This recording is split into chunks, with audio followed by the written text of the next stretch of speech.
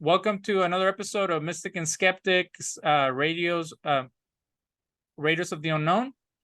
Today we have a guest returning, Bradley Vasquez and Tony, our co-host, and we're discussing an interesting topic. So, one time I put something out, and I was actually, it's like the previous episode, I was debunking a famous scholar that everybody loves. And they said, who the heck are you to be having an issue with this guy? This guy is like super popular and super knowledgeable and stuff like that. And I said, well, I actually have some studies behind my name, but I don't go around telling people I have studies. I want to focus on the issues and the ideas. But they wanted to see my resume. And I'm like, okay, so I gave it to them. And then they still didn't care what I had to say. So in this episode, we're going to discuss a text that I sent to both Tony and Bradley. And it was in relation to how the Christian community can see the law of God, which in the Jewish perspective is the Torah and the teachings that come not only from Moses and the revelation at Sinai, but from the ongoing interpretation of this lifestyle that Jews live, and how that has been either misunderstood, not being able to apply to a Gentile audience, like the issues that Paul was having with his followers and the rest of the apostles. And then, is there a happy medium? Is there a way to make it work? Because a new phenomenon that has been coming around is this idea that non-Jews, from a Christian perspective, or some of them don't like to call themselves Christians, so they're either Messianists or Hebrew roots, that they have incorporated these traditions into their lifestyle. And the most consistent view that I've seen is in the relation to how can you be Jesus' disciple and not live a life that emulates his. But as we have talked, Tony and I, on the show, to even get to the point where people will even acknowledge that Jesus is Jewish, it's a long journey of discovery for Christians or even academics. In the last episode, Mr. Bradley was saying that they don't even read Jewish sources, the academics. There, you might have someone that reads them, but they read them with like their own agenda, or you have someone who's a Jewish scholar who will bring it up. So we've talked about a couple of books that do that, but in reality, there's such a chasm, there's such a conflict, there's such a misunderstanding and perspective, different perspectives going on, that you can't even get to square one. So you get to the point where you realize Jesus was actually Jewish. And it's the second point where the disciples were Jewish and they practiced Judaism. And then to the third point of how do their followers, 2,000 years later, how do they live their lives? And how is that connected to the way they express their religion back then? So, Mr. Bradley, if you can tell us, in your perspective, and what kind of pushback and what kind of even acceptance have you found when you mentioned this idea that Jesus was Jewish and that Judaism is important in a Christian's life? How has that gone about, and have you seen a more open perspective, or is it still the typical stuff that Tony and I have experienced on Facebook? It really depends on where that person is in their walk in Christianity, how young they are in Christianity, or if they even are a Christian. It seems something pretty simple for non-Christians to accept. If I'm speaking to a friend who maybe is a Norse pagan or even an atheist, to ask them, okay, so what religion was Jesus? They say Jewish. Instantly, it's a very easy thing for them to accept. Now, for a young Christian, it's very similar, the experience.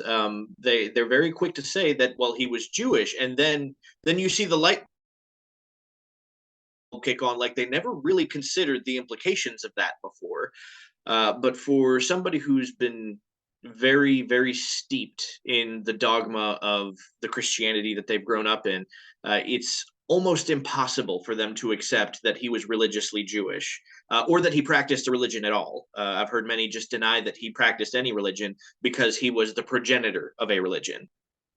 So the article that we're discussing today is called Paul and the Law, according to Vance Stinson it was published by the Church of God International. And every time I see something like of a newer denomination or a group that is kind of out there, I wonder. But what I gathered from him was a very middle of the road perspective, because in this show we've discussed how the Eastern Orthodox Christians and the Roman Catholics, they pretty much put their feet in their everything on the pie of Judaism is done and that's it. And then you have other Protestants who are like, well, it's done in the ritualistic perspective, but the moral aspects of Judaism are still around. And then you get the more post-Enlightenment, kind of what they would call progressive Christians, and they're like, well, it's the same stuff. And I've actually heard Catholics say the same thing, that Judaism is, the Catholicism is a continuation of Judaism, or that Judaism and Christianity have the same major stuff like monotheism and ethics and stuff like that. So what's the big deal? And then you get people in the evangelical movement who are like, we were told since we were little that Judaism was what Jesus was fighting against. And I was like, whoa, like, how did it jump from one thing to another? If you're saying that Judaism is over, that's one thing, but now you're saying that Judaism is the enemy. And then they use these translations. They would say, Paul, in his, he gave up his religion, Judaism, or something like that. So, but I just want to read some segments from this article. And the context is that Paul and the law is part of the hard sayings in the New Testament. So he says, many of the Apostles Paul's statements about the law may seem confusing, even contradictory. But with one simple and often overlooked key, you will see that the hard sayings of Paul's epistles are not hard at all. So he talks about W.D. Davies said the following: it has long been a matter of controversy among New Testament scholars how best we should interpret the theology of Paul. So they're trying to make sense of a guy that wrote 2,000 years ago. So some people will say, well, the reason we need to look into Catholic and Eastern Orthodox perspectives was because they have a more ancient tradition than us. And they say, if you look at Syriac Orthodox Christians or Ethiopians or Alexandrian, I call them Alexandrian because of Egypt, the Egyptian, the Coptics, that they have a more like Middle Eastern, kind of like they understand what was going down. They speak the same language, something like that. But if you go to one of those churches nowadays, they'll say the same thing. They'll say the heresy of Judaizing is the problem. And that heresy has been coming down throughout the centuries. And last time we talked about the synagogue of Satan and all that stuff, they'll use that as the example. It's like, see, right there, you have Jews who are not real Jews, or they're claiming to be Jews, or they're making other people Jews. That's Judaizing, and that's an ongoing heresy that is going on. But the thing with Paul and the roles of the law, and this is something you hear from Lutherans and Episcopalians and someone like R.C. Sproul, who was Calvinist Presbyterian, they'll say, oh, well, the law is great because it's the one that teaches you that you're a sinner. And they're taking Paul's perspective and applying it to modern day or whatever. The issue that I have with this idea of the disciplinarian, the custodian, what do they call the guy that hits you with a stick when you don't pay attention to the teacher? It's called the term is in other societies, they have the guy who keeps the classroom in order, and then you have the actual teacher. So they say that that's the role of the law, that they're the disciplinarian of God, that the more you study the law of God and what he wants from people, the more that you realize that you're sinful. So when in your perspective, Bradley, when Paul was talking in the book of Romans about that, was he talking to Jews or was he talking to Gentiles? Because in one part he says, the Gentiles did not know God, but they had their own conscience, and that's what holds them guilty. And in another one it says, but those that have the law will come after them, or the law will condemn them. How do you interpret that part of the book of Romans? So I think I would say that I agree with 2 Peter 3:16, which ultimately says that Paul is very difficult to understand if you do not have the proper education that it would take to understand Paul. Now, in the context in which Peter is speaking, the only theological education that existed at that time would have been rabbinic education under a Pharisaic rabbi. That would make sense because Paul was a Pharisee. So you would have to have at least some education in Pharisaic theology to understand what Paul is saying. Um, in Romans 7, which is I think what you were alluding to, where he specifies that he's speaking to Jews, right? He says, he even begins by singling out Jews. So, since I am speaking to those who know the law, right? Well, again, that would be the Jews. He emphasizes the importance of the law in not in so much as the what he emphasizes is that the law instructs us in what sin is, right? In other words, it's the standard that we have to look to determine how short we are falling. Um, that's a very hard thing for Christians to accept because they don't believe that it is that standard. Regardless of other such passages in the New Testament, such as First John, what is it, 3:4, which says very plainly that sin is the transgression of the law. When it comes to reconciling Paul with Christian theology, I think a lot of what we encounter are really a much older philosophy on Paul's writings. There is what's called the new perspective on Paul. It's not really new. It's been around for several. It's as old as I am, if not older. But it is called the new perspective on Paul because it's new compared to Martin Luther, where there's an attempt to try and reconcile Paul's writings with the rest of the general epistles and the book of James, because even Martin Luther and many of the other great historical figures in Christianity could surmise that the general epistles, which would be the epistles not written by Paul, and the Gospels, had a pretty unanimous pro-Torah observance message. Paul would have seemed to be the outlier. Matter of fact, Martin Luther had a particular problem with the book of James because of its pro-Torah message.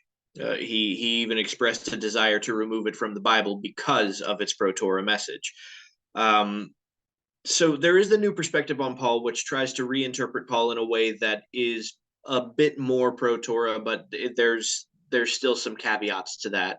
I've just learned recently in a discussion with David Wilbur, who is an instructor for 119 Ministries, that there is an emerging philosophy in Christian theology right now called Paul in Judaism, which is basically the Messianic Torah observant philosophy on Paul, which is examining Paul through a pro-Torah lens, in which you're putting Paul back into the original Jewish pro-Torah context that he was speaking in.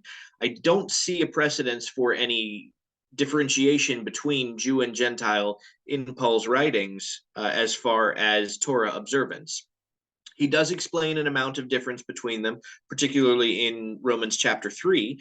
The difference that he explains, in my estimation, would seem to indicate a level of value for the oral tradition that Jews have passed down, presumably since the time of Moses.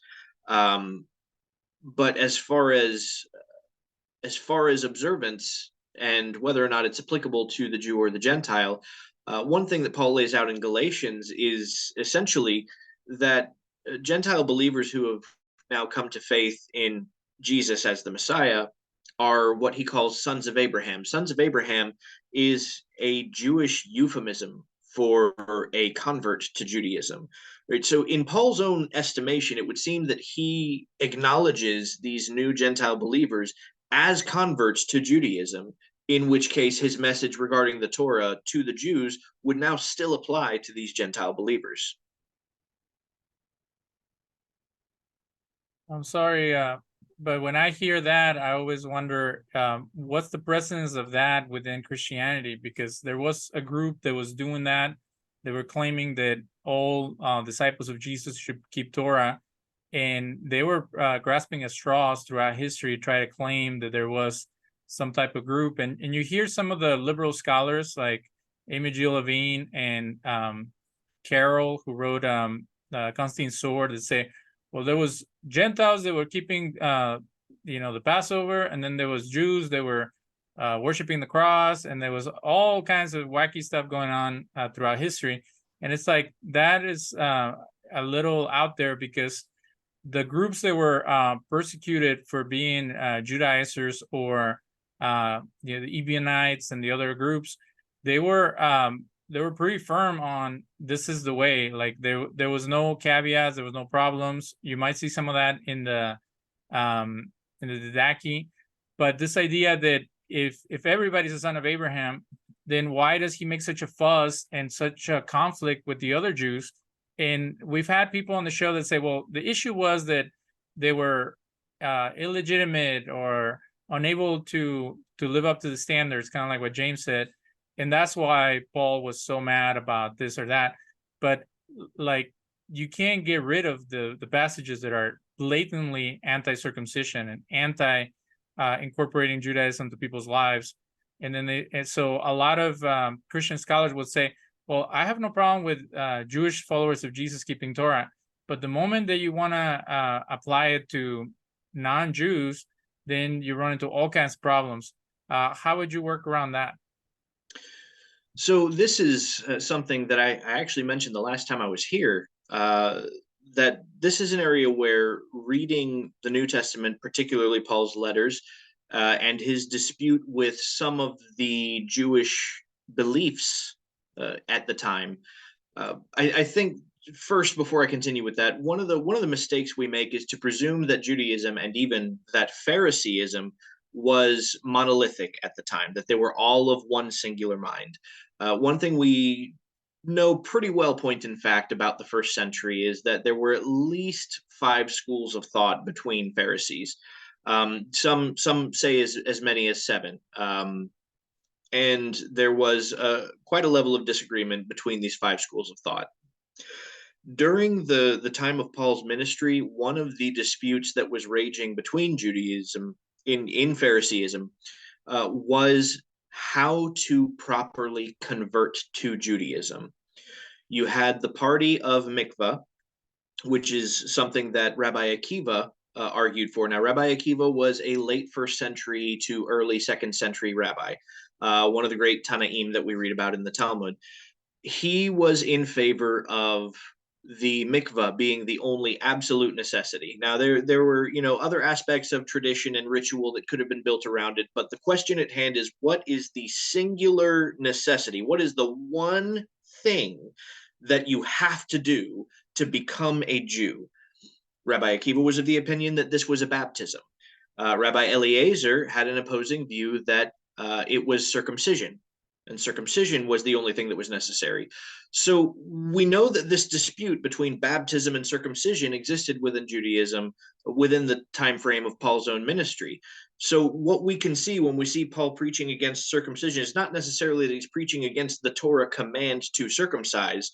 It seems rather that he is speaking against the stipulation of circumcision as the sole necessity to become a son of Abraham, right? As the sole necessity to convert.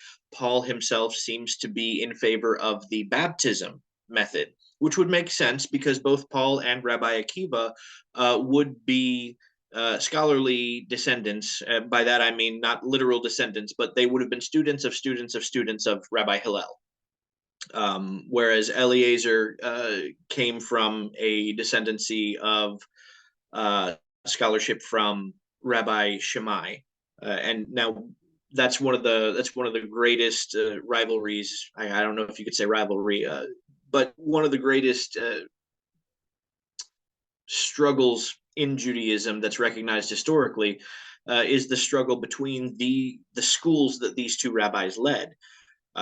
They disagreed at almost every point that could be disagreed on. So it makes perfect sense to me that Paul, who was from the philosophy of Hillel, would find this level of disagreement with the students of Shammai at the time. I don't think that in any way invalidates the position that I hold on Paul's letters. So what happened right after? Because let's say that your theory is correct. So you have droves of non-Jews who are joining the Jewish sect of the Jesus movement, and they're all practicing Judaism. They're being persecuted or mistreated either because they believe something that is different from the rest, or it's a political game with the Romans to try to, who's more aligned with the Roman system or whatever. And then there's a revolt, and either what Jesus said was true, they fled to Pella, or they were all kicked out, or they ran away, or whatever. And then in a period of 20 years, you have, I can't remember who it was, but there was a guy in 98 who flat out came after the Jews, the Jewish followers of Jesus. I think he was a convert from France or something like that. And then you have Melito of Sardis in 105 saying that synagogues need to be burned and they're full of demons and whores. And then you have other guys. So it's like in 30 years, there's this complete like attack against Jewish believers of Jesus from non-Jews. So if there was already this idea that Gentiles who join the Jesus movement become Jewish and they are partaking of Torah, why is it that so quickly you have this joint attack from all sides to try to destroy the Jewish components within the Jesus movement? So there actually is a lot of complexity to how that happened, because see, it doesn't happen full scale all at once. It's actually something that began rather slowly and built up over time. We don't see any real full scale persecution of the Jewish people by the followers of Jesus until much later. But you do see small pockets of it rising up in a very short amount of time, like you've said. One thing that we know for sure is that the followers of Jesus and the Jews coexisted relatively peacefully up until the point where you had the revolt of Bar Kokhba. And even at that, you had the followers of Jesus who actually were fighting alongside Jews in that revolt. Because they believed in a free Israel, because that's something that Jesus would have believed in. The point at which you actually see an extreme separation between Jews and Christians, if we can call them that at this point, is something that in the historical community they call the parting of ways, specifically because that's what we're witnessing here at this point. And that is when Rabbi Akiva named Bar Kokhba as the Messiah. The followers of Jesus had to, at that point, in their own eyes, abandon the cause, because fighting under what they would presume to be a false Messiah, because they believed that Jesus was the Messiah, so Bar Kokhba can't be the Messiah in their own estimation. And because that's the case, they stopped fighting in this revolution, and ultimately because of that the revolt failed miserably. And that's the point at which you actually see a lot of hostility built up in Judaism towards the followers of Jesus, understandably so, to feel like they had abandoned the cause that you were all fighting for up to that point. And that is the point at which we see a lot of mass animosity between Jews and Christians. But up to that point, it really only built up in small pockets, primarily beginning with the Fiscus Judaicus. Fiscus Judaicus. And that was instituted in 70 AD. Ultimately, it amounted to a tax on being Jewish as somebody who was not Jewish. It could amount up to half of your annual earnings.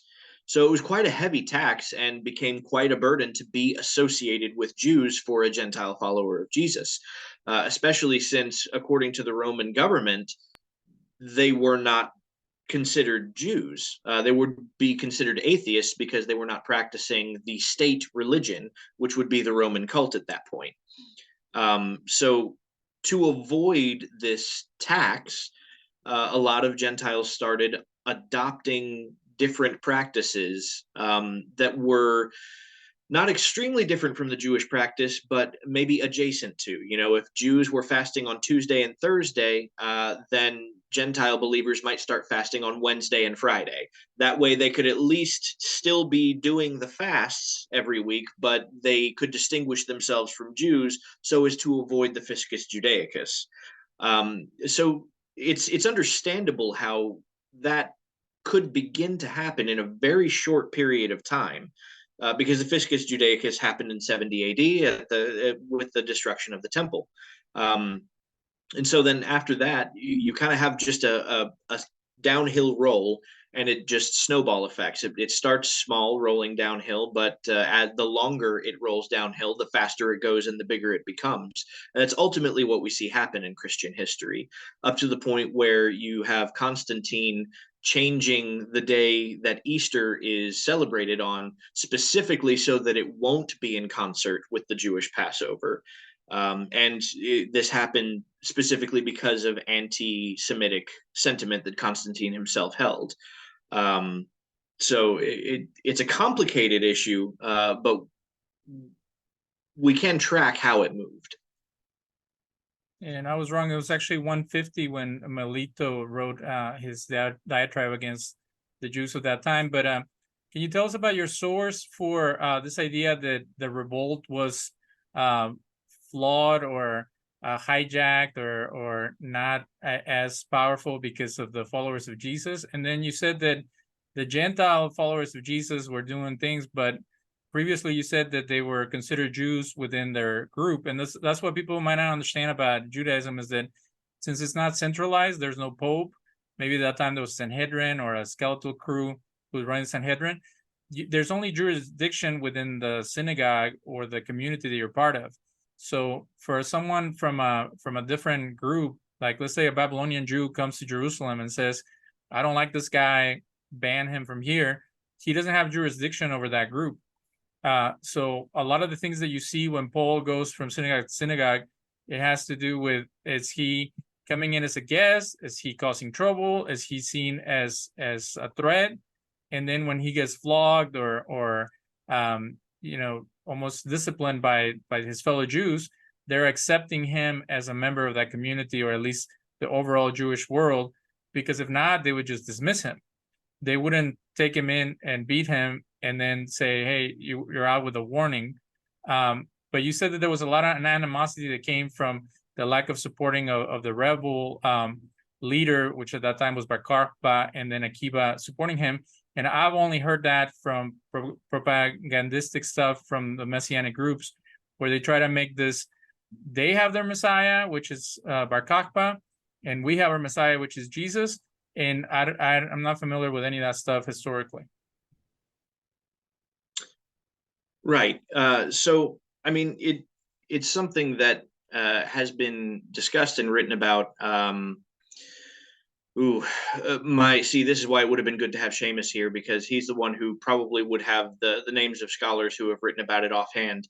But if you do look into the history of the parting of ways, what you will find is there is a lot of nuance to the time period, and that is true. And that is because certain sects of Christianity, and that's another thing, Christianity itself was not a monolith at the time.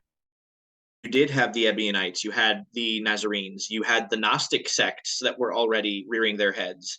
And the Gnostic sects definitely would have probably held a much more anti-Semitic sentiment, because Gnostic philosophy is almost diametrically opposed to Jewish theology on the Torah, particularly the creation narrative. So, matter of fact, we know for a fact that Gnosticism would have existed at the time, because Paul's letters to Timothy in particular seem to be geared towards combating Gnostic philosophy at the time. So even in Paul's time, we can confirm that at least in certain areas, certain regions, there was a Gnostic element. The Ebionites certainly seem to have held a much more Jewish position. In fact, they actually even rejected Paul as an apostle. They believed only in the Tanakh and a gospel that they called the Gospel of Matthew. It's unconfirmed as to whether or not it actually was a gospel penned by Matthew, or whether or not it was Matthew's account, because the Ebionite gospel has been lost to time. It's something we only find written about by Papias. But we certainly know that at least during the time the Ebionites existed and the Nazarenes, which that goes well into the 2nd century, that they certainly held a much more Torah observant position, a much more Jewish friendly position. We don't really see or witness any anti-Jewish sentiment among the Nazarenes or the Ebionites. That's something that we see come about from other sects of Christianity much later, who ultimately end up deeming the Ebionites and Nazarenes as heretics. So Christianity itself, we see historically that it went through a level of division. It was not homogenous. It wasn't a monolith at all on its own. Ultimately, it seems there was quite a bit of division, and where there's division, ultimately there's going to be a victor, especially when military power is concerned. So it seems likely what the case was is probably people with sympathies of the Ebionites and the Nazarenes would have been fighting in the same revolution with the Jews under Bar Kokhba, up to the point that he is named the Messiah. And naturally, because of their own philosophy, that would be something that they wouldn't be able to do regarding their own faith practice. So I don't know if there's any direct statements from Christians at that time saying this is the reason that we left. But history did observe a split between Jews and Christians at that point, and that declaration seems to be what's at the center of it. So we can connect the dots, so to speak. And there's a lot of talk about the malediction against sectarians, or in Judaism they call them heretics, or the minim, which came a little bit after that, where in the synagogue, not only do you say all these blessings to God in the highest part of prayer, but you add a segment to make sure to keep bad people out. And it could be interpreted that it was the Gnostics. It can interpret it was the bad Jews. It could be interpreted that it was some type of sectarian group, including the followers of Jesus. Some of the stuff mentioned in the Talmud about the followers of Jesus doesn't make them look good at all. They almost seem like troublemakers in their eyes. But I wanted to see if, when you talk to seasoned Christians, because you said that the longer someone's been in the faith, they might be a little more open to your perspective. Have you ever shared with them, we were just talking about the book of Acts and people trying to debunk it, but it's interesting that in my theory, there must be a true Jewish framework before it got re-edited and some of the stuff got mixed up and confusing by other later editors, that this stuff has to come from the original source, because no one would even be able to fathom.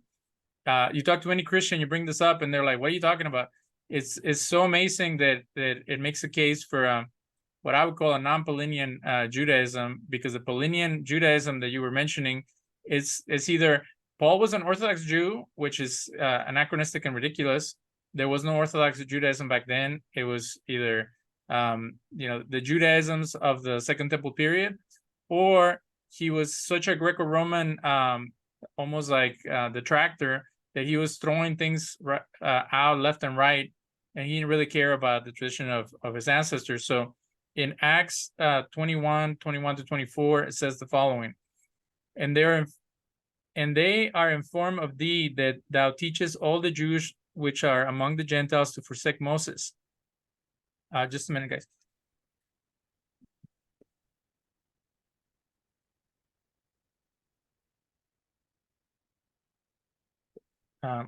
And they are informed of thee, that thou teachest all the Jews which are among the Gentiles to forsake Moses, saying that they're out not to circumcise their children, neither to walk after the customs. What is it therefore? The multitude must needs come together, for they will hear thou art come. Do therefore this that we say to thee, we have 4 men which have a vow on them. Them take and purify thyself with them, and be at charges with them, and they may shave their heads, and all may know that those things whereof they were informed concerning thee are nothing, but that thou thyself also walkest orderly and keepest the law. Sorry for the King James translation, but so it's saying that James is telling Paul, dude, everybody's saying you're forsaking our traditions. Can you do something about it, such as go take a Nazarite vow with these cats? And then Paul answered, what mean ye to weep and to break mine heart? For I'm ready not to be bound only, but also to die at Jerusalem for the name of the Lord Jesus.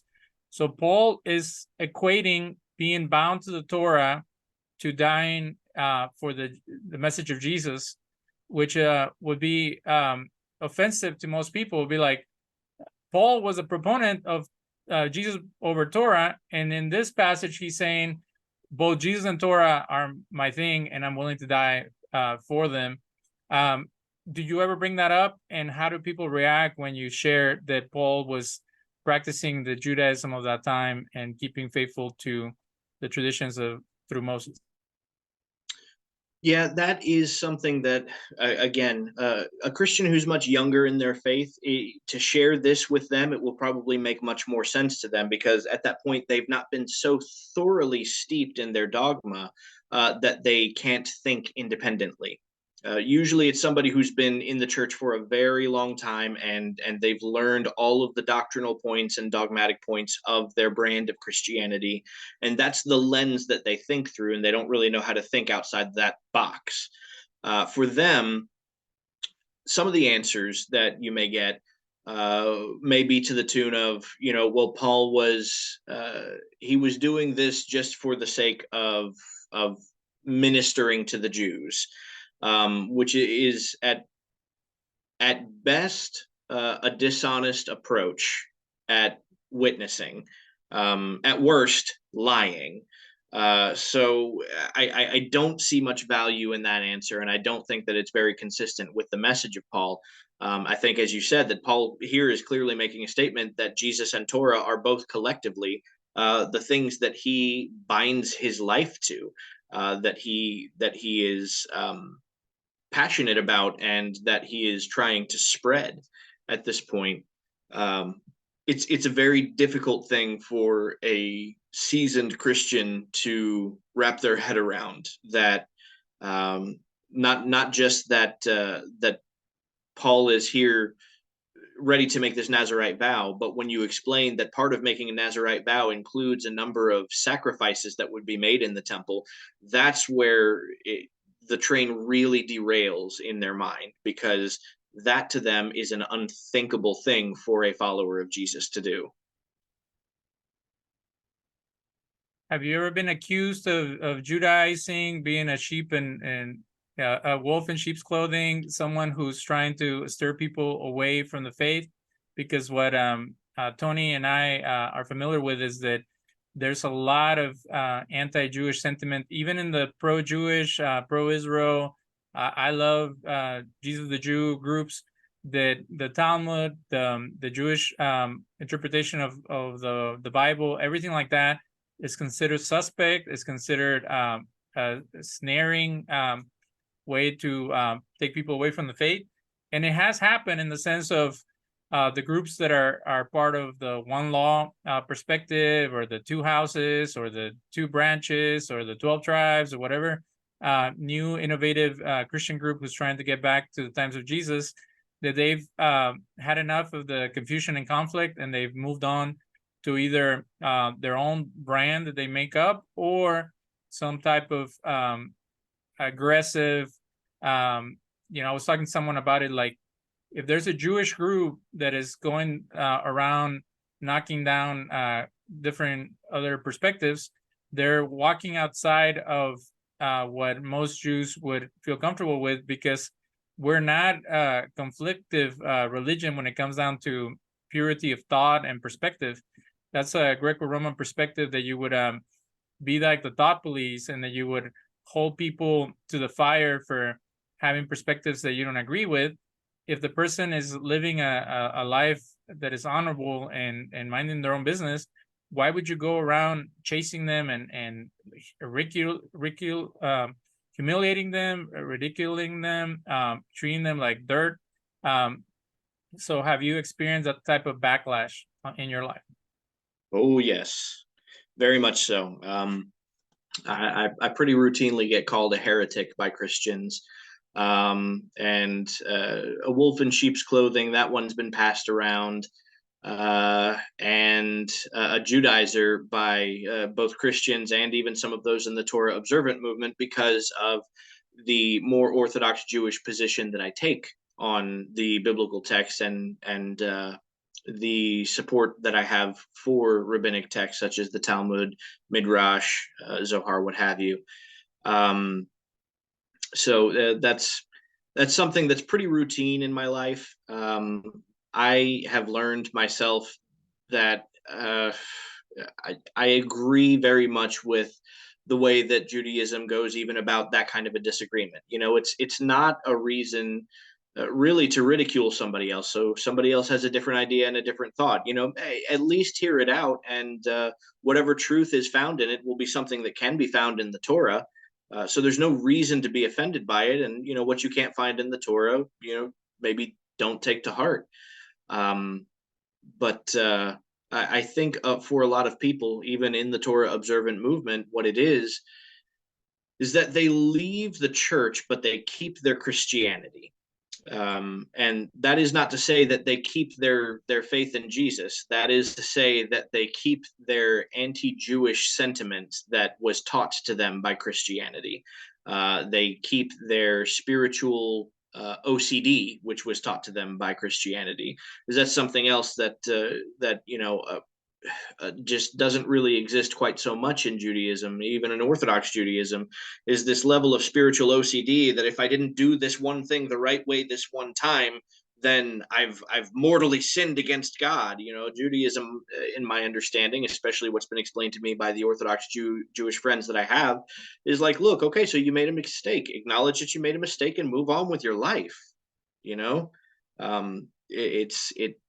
don't need to feel like you need to go to confession just because you forgot to pray over your dinner. But what about the idea that the law could be incorporated, but not to the extreme? The word that I was looking for is schoolmaster. So the way that Paul has been interpreted by people who are not Judeophobes, like we would call an anti-right or some the patristic fathers or something like that, but more like, okay, fine, the law is good, it's holy, kind of like Paul said, and it serves as both an educator and a schoolmaster. So it puts you in the right direction. And I've heard people say, oh, well, the Torah, and I don't like to use the term law because in Greek it's nomos, and it means like that you are, it's a judicial kind of punitive kind of thing. And there is a lot of punitive stuff in the Torah. And when people also try to romanticize the Torah as that it's just this very pristine book about love, they don't get the full picture. But this idea that it shows you when you're screwing up, and then it shows you what path to take, that you see that in the teachings of Jesus. Like he can be very condemning in some ways and very hopeful and inspiring in others. So there's a back and forth of, don't do this, do this. Take care of this, don't take care of that, stay away from that. So the one challenge that I would have with Christianity, and again, we're not attacking Christianity as an institution or as an idea or even particular Christians. What we're talking about is the Christianity that has this desire to knock down the foundation. And a lot of people say that modern Judaism is not what ancient Judaism was. But on the other side of the break, we're going to talk about specifically what are we talking about when it comes down to the commandments being incorporated into any type of believer's life. And the Muslims have their own version of the Torah, which a lot of people don't like to talk about. In the last episode that we did with Tony, we were talking about how we're not asking people that the only way to look at the Bible is a Jewish way. We're not saying that everybody else's interpretive method and religious convictions are incorrect or not helpful. What we're saying that if it is one that is destructive towards other perspectives, or it is antagonistic to things they're not familiar with, that's the thing that we're trying to combat in these episodes. Because I didn't even know there was such a thing as Christians who incorporated oral tradition in Jewish perspectives, because it's always been put as polarizing opposites. And for someone to live in the middle is very lonely path, especially when you're dealing with these huge institutions and systems. I was just sharing with someone today that that same I mentioned in a previous show that my friend who went to the same Jewish Institute with me, he was saying that they're all constructs. So I know you mentioned Orthodox Judaism, which is one of the movements of Judaism. Classical traditional Judaism is the main one, and then it's broken into 3 or 5 or whatever. And then you have the ancient Judaism, and then you have the Talmudic one, and all these different groups. They're all construct. They're all things in our mind that makes us either feel safe or connected or part of a greater cause. But they're like, is one way to look at it, and this is going back to religious philosophy, is that there's truth that can be encapsulated within these systems. But to claim that you hold the truth, or that you know all the answers, or that your community has a monopoly over reality, is what we're really discussing. You have two big communities. Christians are more numerous than Jews, and they're claiming that their version of the truth is the only way. And then anybody that stands outside of that is almost like Paul would say, outside of the gates of the kingdom. And then within the early Jesus movement and Jesus teachings, the kingdom of God has to do with righteousness, with holy living, with purity of heart and stuff like that. And he's building a huge tent to put as many people as possible. My only critique of the writings of Paul and Peter and all the other guys is that they make it more narrow. And they start saying, unless you agree with us 100%, unless you hold to these specific things, you're outside of God's grace and forgiveness and stuff like that. So that would be the contention with the sectarian elements within the Jesus movement, is that it creates us versus them mentality. And within Orthodox Judaism, there are some extreme groups that do the same, and they won't even invite a non-observant Jew to a Jewish meal or something like that. So more with the more spiritually like fervent groups. So going back to the original question, to incorporate Torah, what does that look like? Because if you take everything that is rabbinically required into your life as a Jewish, as a follower of Jesus who considers themselves Jewish through the enactments of Paul being his emissary, the first thing that the religious community would say is, we have all agreed that the Messiah concept is also narrow, that the Messiah can only be seen within these parameters. For you to come and say, well, I have this version of the Messiah and I'm incorporating Torah, it might be duplicitous in their eyes. It might be like conflictive. So do you create your own communities that hold both of these views? Or do you live a life that, I don't care what anybody says, I'm going to follow this path because that's what my conviction is? For yourself. Well, I think part of the premise of the question is, in a way, accepting the narrow frame of Messiah that Christianity submits, which is not one that I would technically agree with. I do accept the nuance of the figure of Messiah that Judaism submits within its numerous sects. So, within Judaism, it's accepted that there would be a Messiah ben Joseph, or son of Joseph, and then a Messiah son of David. Now, there's dispute among rabbis over whether or not the Messiah son of Joseph would be a direct descendant, or whether or not this was a typological title, right? Essentially connoting that this Messiah would be in the spirit of the person of Joseph, that he would carry that same suffering servant mentality, and basically that's the literary trope that would define his life. And I think the problem is that Christianity tries to submit that Jesus, the Jesus that we read about in the Gospels, fills the role of the Messiah, son of David, and that's simply not true. I mean, it would be biologically true, you could say, in a sense, given his lineage that we read in the Gospels, but certainly as a typological comparison, it's not true. There are certain prophecies that are attributed to this Messiah, son of David, and there are certain prophecies that are attributed to this Messiah, son of Joseph. The ones that we see Jesus fulfill throughout the narrative of the Gospels would be those that pertain to the Messiah, son of Joseph, predominantly. So my frame of Jesus as the Messiah doesn't exactly fall outside of the purview of what Judaism would submit with their own philosophies on Messiah. It actually fits, I think, quite beautifully within it, without restricting it. Well, there's a theory by a professor that the reason even the concept of the Messiah, son of Joseph, was brought up in later Jewish thinking is that it was compromise, or a way. It's like putting an olive leaf for the Jewish Christians to come back to the fold. And Sefer Zerubbabel is the one that mentions this concept of a Messiah who's suffering and dying. And then there's another Messiah that comes in and brings him back to life, and they fight together against the forces of Armilus. So they're saying that it was like a midrash. It was explanatory tradition to try to bring both perspectives together.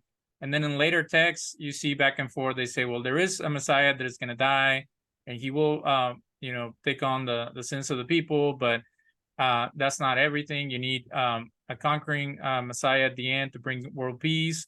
And I know the Christians try to flip it, and they say, well, Jesus was peaceful, and then he died, and then he's going to come back as a warrior or whatever.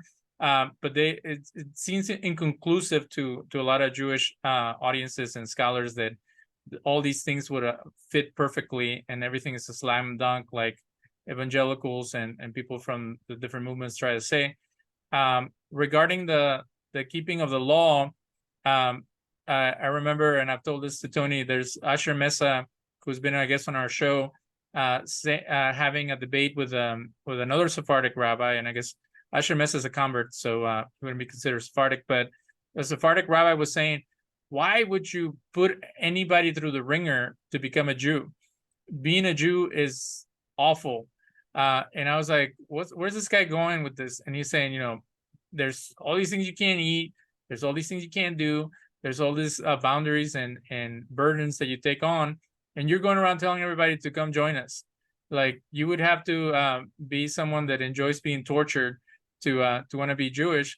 And I was like, wow, man, this guy is so self-hating that he's not willing to pitch it as one of the many possibilities for people's godly path. So how would you respond to Christians who say, okay, man, you want to keep the moral aspects of the law? You can do that.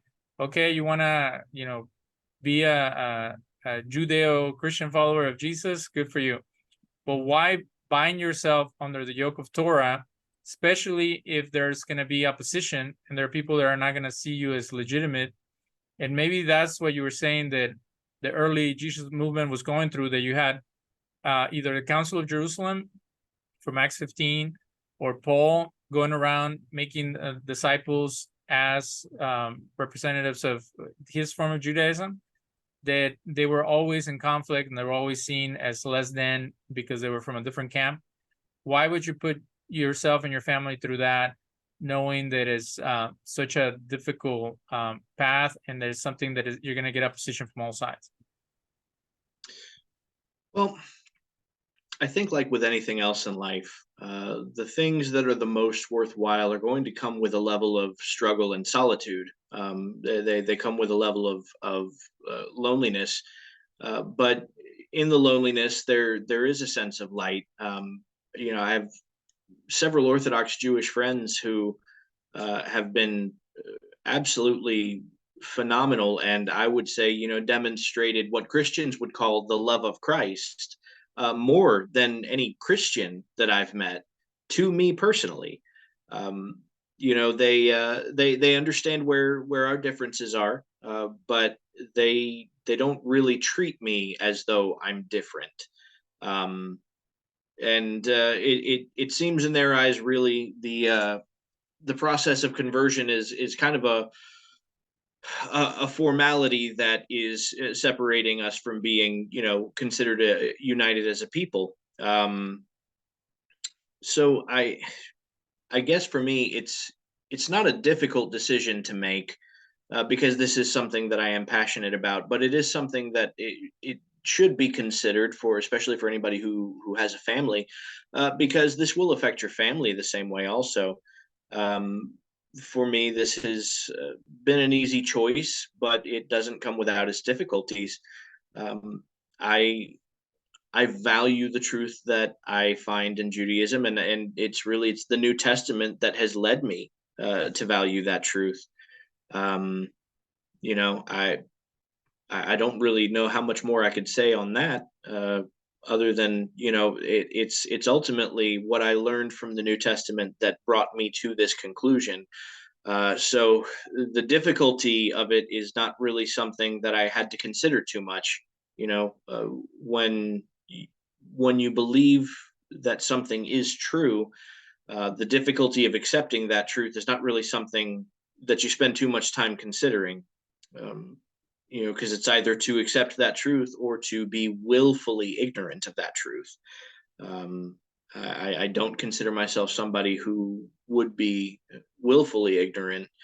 Um, and anybody who knows me knows that I'm somebody who will pretty firmly stand up for what I believe in.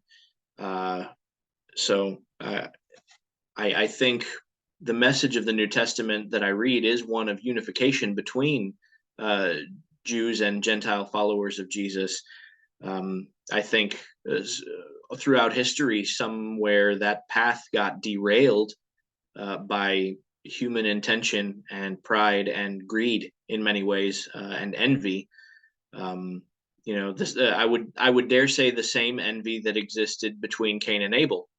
Um, so I think reconciliation between brothers for the sake of the Father, as with Joseph and his brothers, is the only path forward for either side. So that's what I'm pursuing. I want to give Tony an opportunity to discuss his impression on this conversation. There's one thing to think about is the judicial aspect of the Torah, and this is where people will wonder, well, when the Torah was first laid down as written, it talked a lot about tit for tat, tooth for a tooth, an eye for an eye kind of thing. Why be interested in such a like barbaric religion? That would be the first thing that people would bring up. Tony, how would you address that, and how would you apply that to someone who's doing both following teachings of Jesus and the rabbinic interpretation of these very complex texts? Well, I kind of see the rabbinic view kind of more of a anachronistic view, uh, kind of, uh, based on the fact that, Mishnah and all that wasn't codified until around 200 and beyond. Um, I see a lot of similarities within modern Orthodox Judaism, and I value halakha, um, but I think the followers of Yeshua, there are some differences, how to apply certain things post the temple's destruction. we do see it. There's a change. There's things that are not applicable. We cannot do today. You can't do offerings. You can't do slaughter. You can't do sacrifices. You can't tithe. Um, there's many things you can't do. So I see. I take a different approach. I think than alternate media would take. Um, I see the Torah is still valid for Jews. And if I do believe there's a minimum standard for Gentiles to be accepted by Hashem, I don't really like the view of the Noahide view. I believe that's a more modern view. But I do value the Torah. I live by its principles and the best that I can. Um, uh, for instance, where I live, there is no Jewish community. So there is Jewish. They're reformed and more conservative, but there's not an Orthodox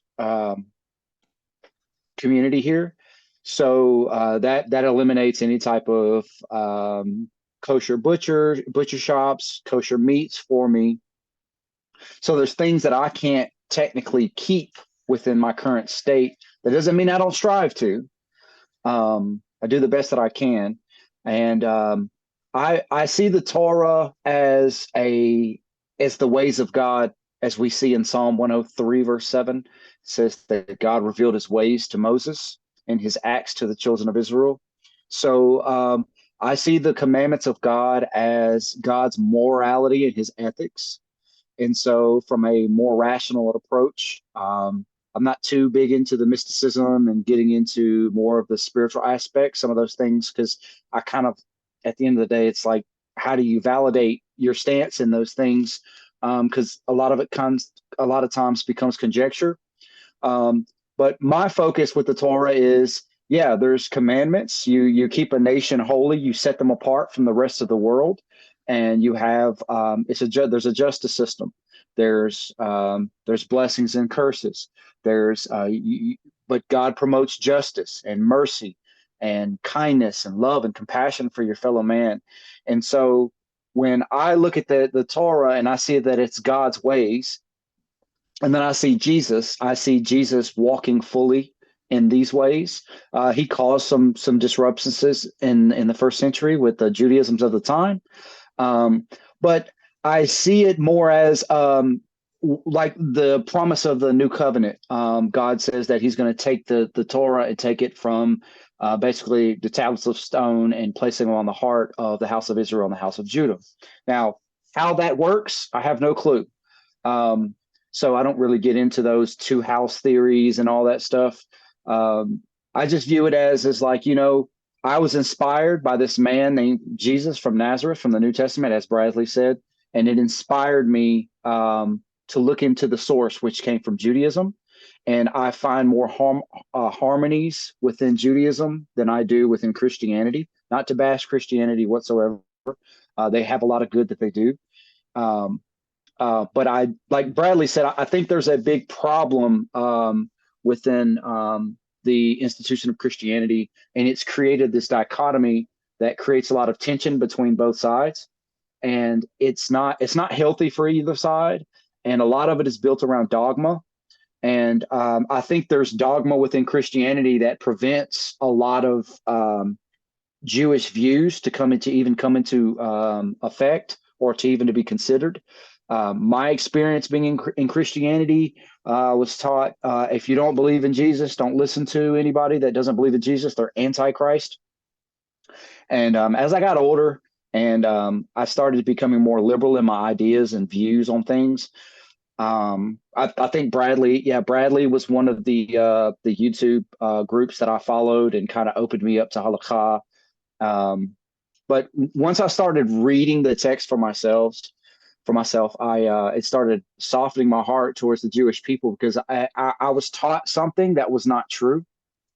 There's a lot of slander, lashon hara, that goes on, and it's in ignorance, and it's a lack of education. And I think that that from our perspective as Gentiles, all we're trying to do is be faithful to our master, who we call Jesus. And we see that he was a faithful Jew. He taught the Torah, and we're inspired by that.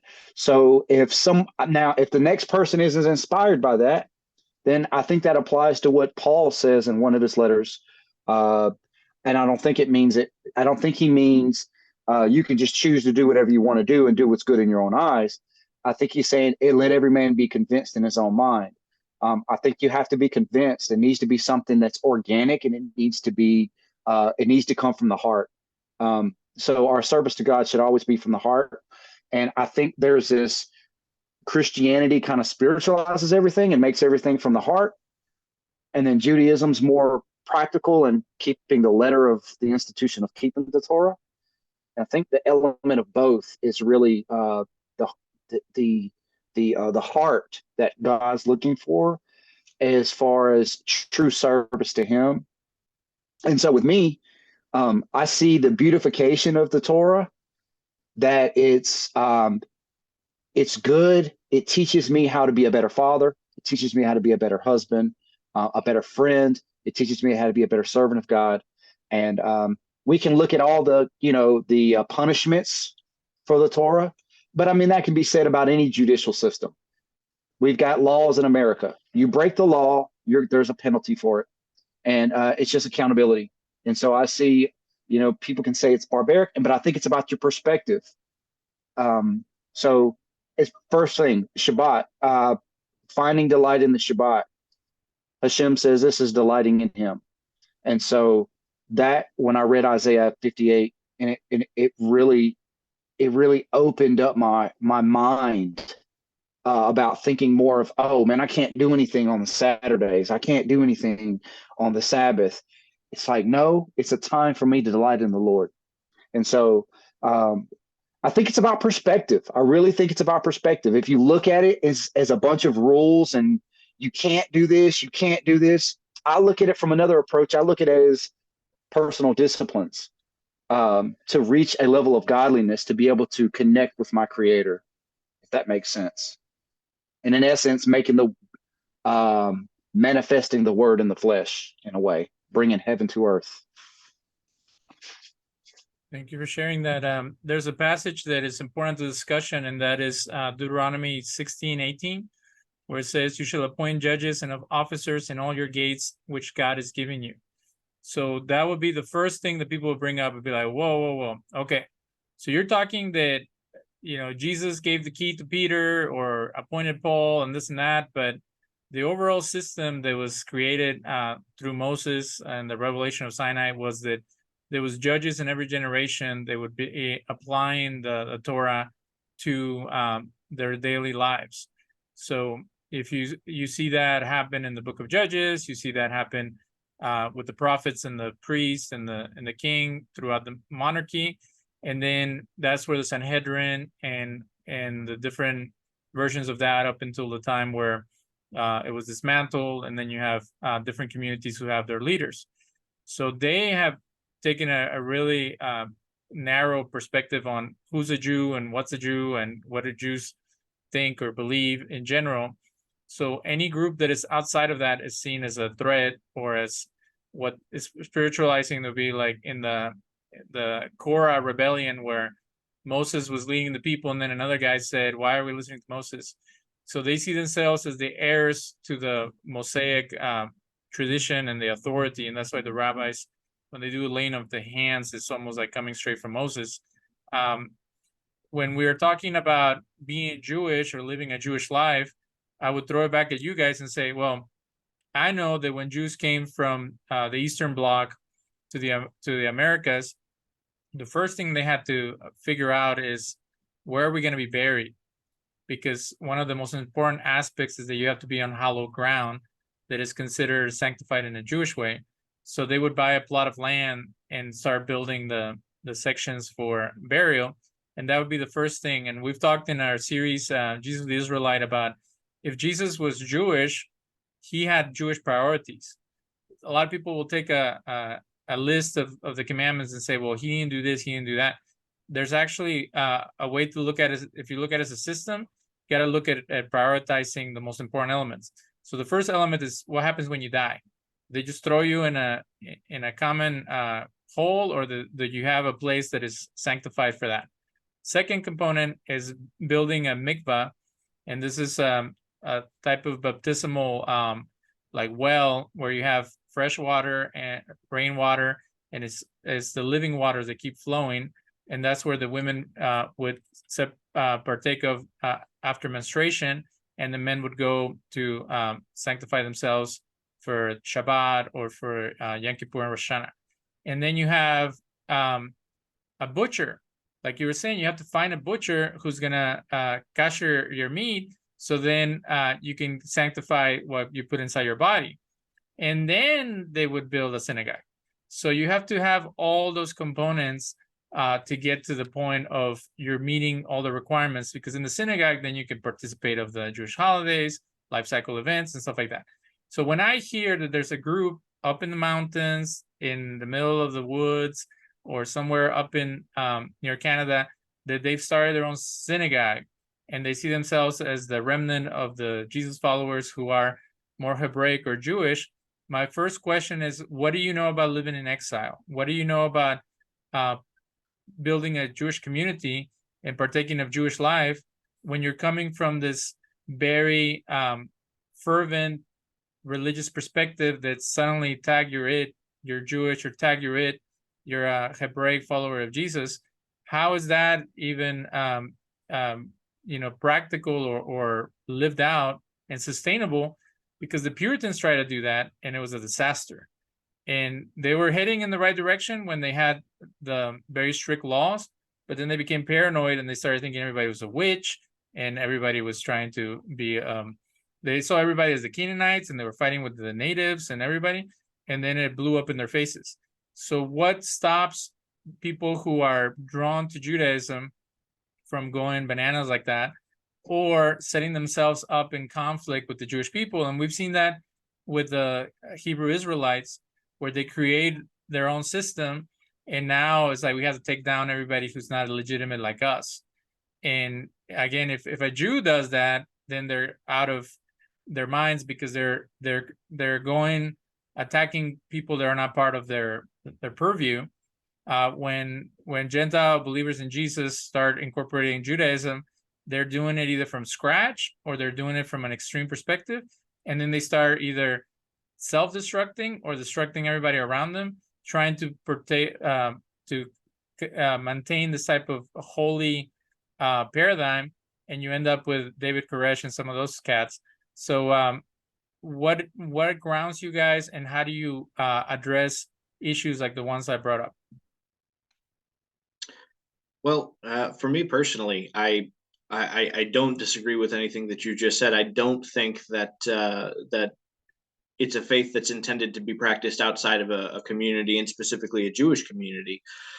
An ideal scenario would be where people such as myself and my colleague Seamus can exist within an already established Jewish community as part of their community.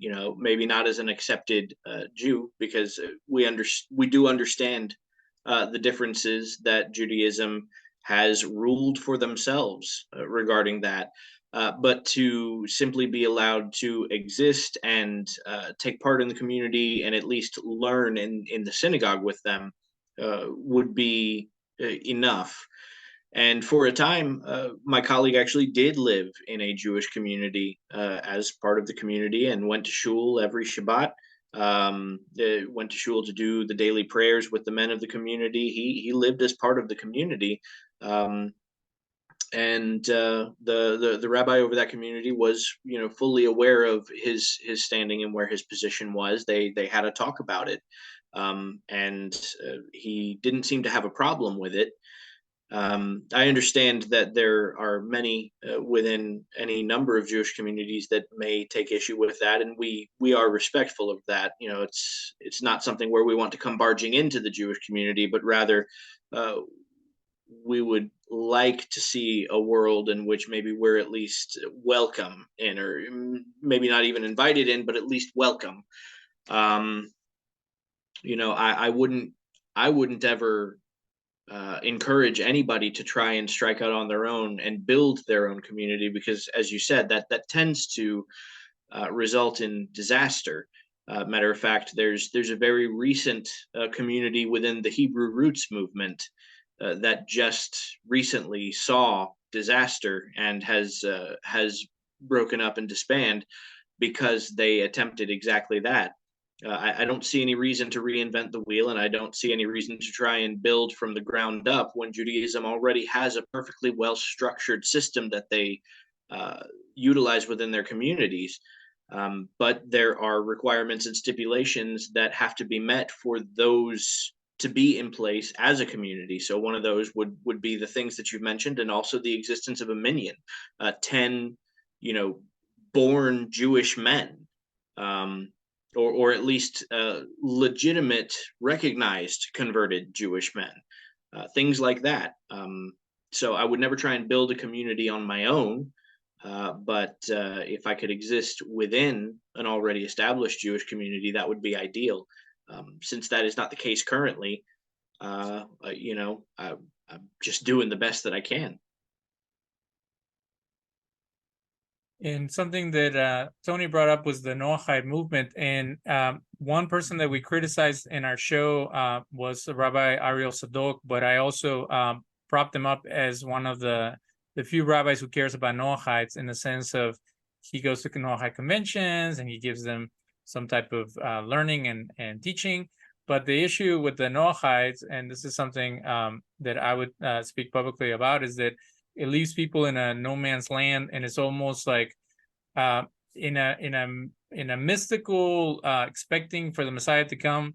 It makes sense. The Breslov community, which are Hasidim, and maybe some Chabad, maybe a couple of other groups, Satmars or something like that, they would say, well, we need to get all these Gentiles pumped up about Judaism, but not too pumped up, because the Breslov don't, all the Hasidim, it seems like they don't do conversions. I think maybe one group of the Breslov does. So they we have all these people who want to participate in Judaism as the righteous among the nations, Hasidei Umot Leolam. So we're going to give them instruction, and I give them things to help them spiritually, but we're going to leave them where they're at, because the nations have their role and we have our role. And it's almost like in the book of Revelation, where it says people from every nation came and worshiped, and that's where the Christians would interpret it as every nation separate from Judaism. And if you look at Isaiah, it says people from every nation came and grabbed onto a Jew's, talit or tzitzis, saying teach me the ways of the Lord.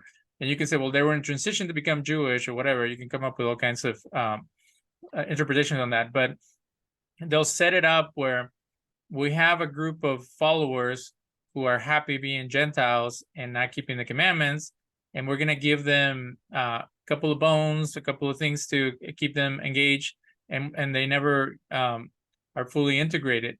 And to me, that's the worst place to be, when you're in waiting and submitted to someone else's predilections. Of course, if you respect the system and you understand that the traditional Judaism is very meticulous, you would want to be in the waiting area before you can come in, or something like that, or be invited, like you were saying. But when it all comes down to it, it creates this third group.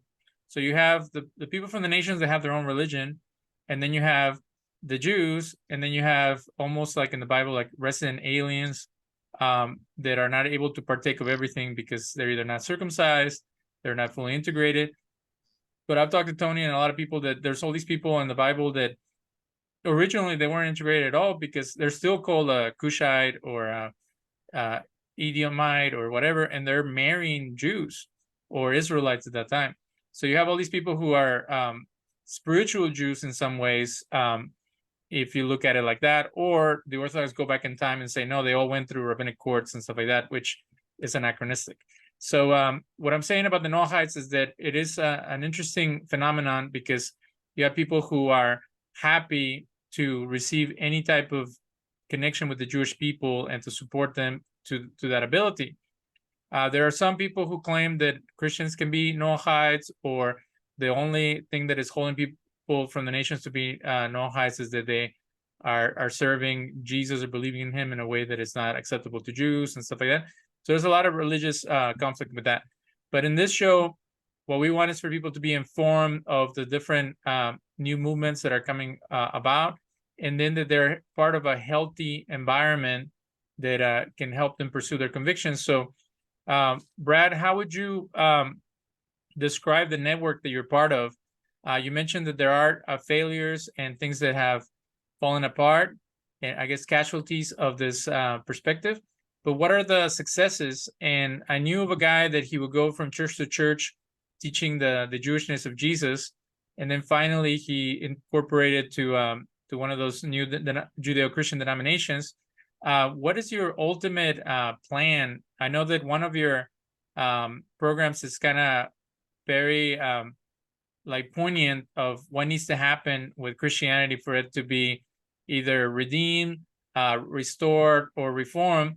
Have you ever gotten to the point where you feel like you're not getting any headway and then maybe you should just, call it quits?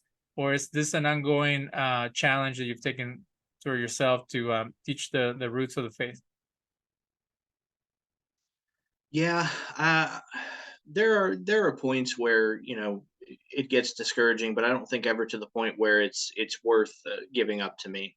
I have far more people come to me having had their lives changed and their perspectives changed. That those experiences give me far more hope and encouragement for the ultimate goal that we're working towards, which again is a sense of unification between Christianity and Judaism. Maybe not as one singular religious group, but at least as cousins of religion, so to speak. But hopefully the goal is again to more so educate Christians again on the Jewishness of the person of Jesus and of the authors of the New Testament and of the message of the New Testament, because that seems to be what's primarily been lost over time. The inherent conclusion of it would ultimately lead you to a more Orthodox Jewish practice and faith. So I'm pretty encouraged about it. Whether or not we will see that ultimate goal come to fruition, I don't know. But I'm more and more encouraged the more people are expressing the gratitude that they have for the ministry that we have. And believe it or not, it's always encouraging to meet a new Orthodox Jew who has questions about where we stand, and they're always surprised because it is a very unique perspective. There aren't very many followers of Jesus that have the perspective that we do. I was speaking to an Orthodox Jew on TikTok the other day, who, in his words, he said, "So you're basically a Talmudic Christian," and that really, I guess, is one of the best ways to put that, which is not something really that exists. But he was absolutely fascinated by it, and I always find a sense of community speaking with people like that, because it's typically they tend to be very welcoming, as rejecting as Christians can be to our message. Orthodox Jews always seem to be very receptive of it, in spite of our disagreement, because I don't know. I guess it's worthwhile to see somebody finally admit that Jesus was a Jew and lived a Jewish lifestyle. In this episode, we have discussed the incorporation of Torah into a Christian framework. We have discussed how to view what you call a Talmudic Christian, a Christian who's living a Judeo lifestyle in line with Orthodox traditional Judaism.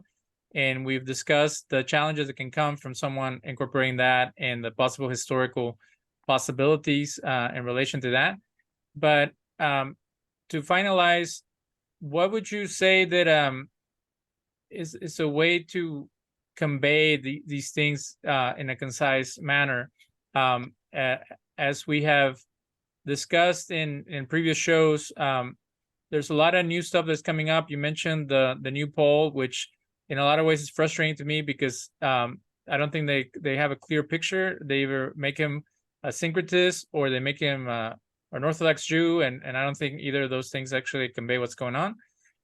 Then we've had people from the Apocalyptic Gospel podcast, which they're talking about that if you don't know apocalyptic writings and apocryphal stuff, you can't really understand the teachings of Jesus or Paul. And then we've had scholars who talk about different ways to look at it, which is not the traditional historical way. So in our previous episode, we discussed the historicity of the Jesus movement, and it always it dismisses or doesn't take seriously the Jewish components, because to acknowledge that Judaism had that big of an impact is almost defeating their own version of Jesus. A lot of scholars, they have their Gnostic Jesus or Stoic Jesus or a Platonic Jesus or whatever. They all have created their own myth hero around the historical figure. So for you, Brad and Tony, how would you describe this brotherhood? Or it's interesting they use the term cousins versus siblings. And one way to look at Christianity and Judaism is as a parent and a child. So in one of my debates on Facebook, I said that for people to come and try to knock down Jesus from Judaism is like someone saying, it's almost like the Darth Vader, Luke Skywalker thing, where you have to kill the father to prop up the son. So some silly anti-missionaries have said, we have the father, you guys have the son, leave us alone, we're good. So wouldn't it be a more accurate picture that to dismiss Judaism, so there's some Christians that won't even read the Old Testament, they see it as unimportant, that it's more like knocking down the foundation, and then the Jewish Jesus movement is something that sprung out from Judaism. But when you see classical Judaism and Christianity next to each other, they are like Esau and Jacob. And then the one thing that I wanted to share is that Paul uses some very weird symbolism. He starts saying that the remnant or the elect are the Jacob, and the Jews are the Esau, or they're the Hagar, and the Christians are the Isaac. And I don't even understand why he goes there. And to me, those are inconsistencies that cause a lot of trouble. So how would you look at that and from a way that brings everything together from the rabbinic perspective and the early Christian movement, without just being word salad, mixing a bunch of stuff that doesn't go together? Well, I think when we see those kind of comparisons that Paul makes, especially making use of Jacob and Esau, and then also Isaac and Ishmael, it's important to probably focus on the similarities that these two have. Now, one obvious one is that they're brothers, but they're not brothers in the same way. Jacob and Esau were twins, whereas Ishmael and Isaac were half brothers. So that's not necessarily the similarity that Paul is hearkening to when he's using these examples. It seems, in my estimation, what Paul is hearkening to in particular is something that Peter actually mentions in the Jerusalem Council of Acts 15, which is that really it's something that God even says to Moses, right? That he will have mercy on who he will have mercy on. That it's his choice. This is kind of the message of the story of Jonah, right? The idea that a plant can sprout where there is no seed by the will of God alone. And that ultimately is the similarity that Jacob and Isaac both have in common, right? Is that they're both examples of Hashem, right? Of God creating life where there was no potential for life. So in the example of Ishmael, Ishmael is the physical son of Abraham. So Sarah had not conceived for many, many years. Clearly, the problem was not Abraham's ability to sire a child. The problem there would ultimately be with Sarah's inability to bear children. So what we see happen is that by the will of God, Sarah is able to bear children, right? So it's not something Abraham can claim. It's not something Abraham can say, I did that, right? It only ever happened by the will of God, even though Abraham was still the vessel by which it came about. The same goes for Jacob and Esau, because when a pregnancy occurs, it's never intended that it be twins. Nobody ever plans to have twins. People plan to have one child. So if you have twins, the second child is there purely by the will of Hashem, right? It's purely there by the will of God. So this is the commonality that Jacob and Isaac both share in Paul's example. And so Paul's comparison here is not exactly one of a total outright rejection of the Jewish people, but trying to explain to the Gentile people that their selection by God is one that has happened by God's own will, not by a physical lineage. And this is something that Judaism ultimately acknowledges, at least in part. My understanding, at least of what Chabad and other Hasidic sects acknowledge, is that one really doesn't convert to Judaism, that a convert to Judaism has always been Jewish by spirit, and that the conversion process is intended to bring the body up to speed with the soul that already exists within. And that seems very well to coincide with the message that Paul is relaying here. You're good. Tony, you have any thoughts?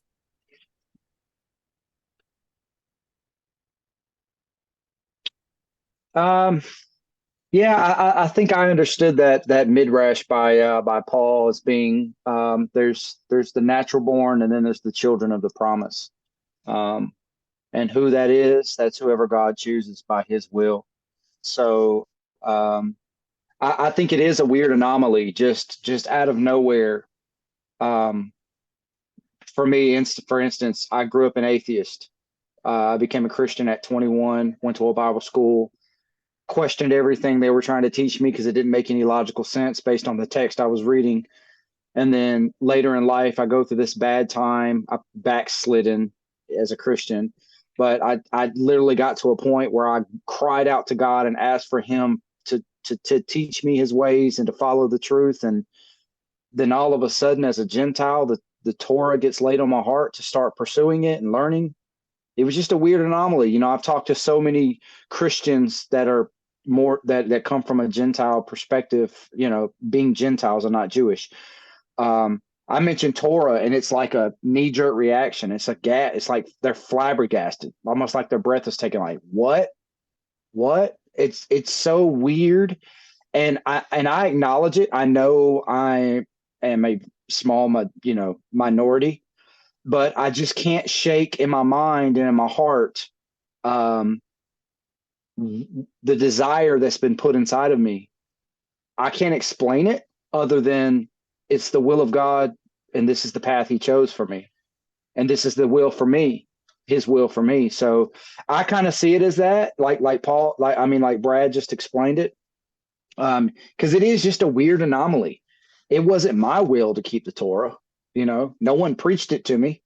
Nobody told me I have to keep Torah. Nobody pressed it on me. It just developed organically, just by me reading the scriptures and through prayer and asking God to reveal His truth to me. And because I always had this thing in my mind where I was like, that doesn't add up. And when I started incorporating Jewish thought into my faith and my walk, I was like, whoa, I've gotten so many answers that I've been asking everywhere, never got before. And it just brought me this sense of peace. So yeah, I would agree with Bradley on that. Well, we want to thank you both for coming on the show. Again, this is Raiders of the Unknown, part of the Mystic Skeptic program family. And Here we try to look at new movements and ideas that are coming out. The recent phenomena of Torah observant people from the nations, or the term Gentile can have many connotations. In the Bible, it's just used as related to the nations. But what we want is for people to be aware of how all these religious perspectives affect people's lives. There are people who can just study it in a vacuum, like that's what they thought back then, this is what people think now, and they have no dog in the fight. We're looking at how to have a healthy, integrated life that it is sustainable, and it is something that can be a legacy for the next generation, and also something that doesn't create more conflict and more suffering in this world as we have seen in the recent years. So I want to thank you both for being with us, and hopefully in the next episodes we can have a couple of scholars or people who can help us expand our mind on these topics. And we're also doing shows that are related to social issues and things that are happening in the community. So stay tuned, and we'll see you guys in the next episode of Raiders of the Unknown.